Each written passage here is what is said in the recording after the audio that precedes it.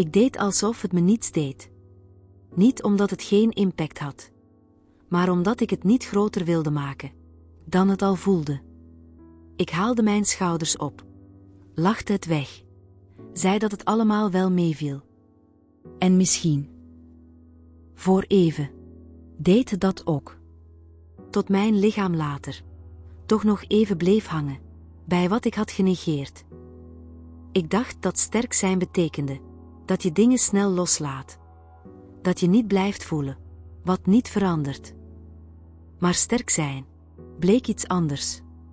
Het bleek eerlijk zijn tegen mezelf, ook als niemand keek. Ik deed alsof het me niets deed, tot ik merkte dat het me langzaam meer kostte dan ik wilde toegeven. En dat zachtheid geen zwakte is, maar een manier om niet te verharden.